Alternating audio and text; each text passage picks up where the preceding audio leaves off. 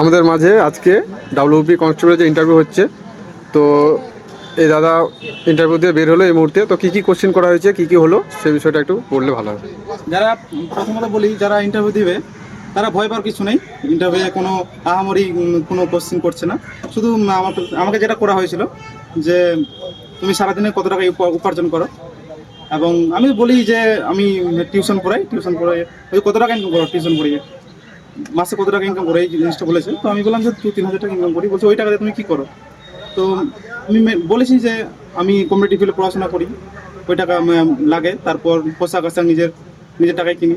বলতে বাহ, এটুকুই বলেছে। তারপর ওই তোমার একই কোয়েশ্চেন সবাইকে করেছে যে এনসিসি বা স্পোর্টস রিলেটেড কোনো যুক্ত আছে কিনা, ওকে। এই বলে ছেড়ে দিয়েছে। আর তোমার নাম্বার কেমন আছে তাও? 60+ আছে। 60+ আছে। ওকে, তো এটা কোথায় হলো ইন্টারভিউটা? Malda police line. Malda police line. Okay, তোমাকে কংগ্রাচুলেশন আগামী পথের জন্য। ঠিক আছে।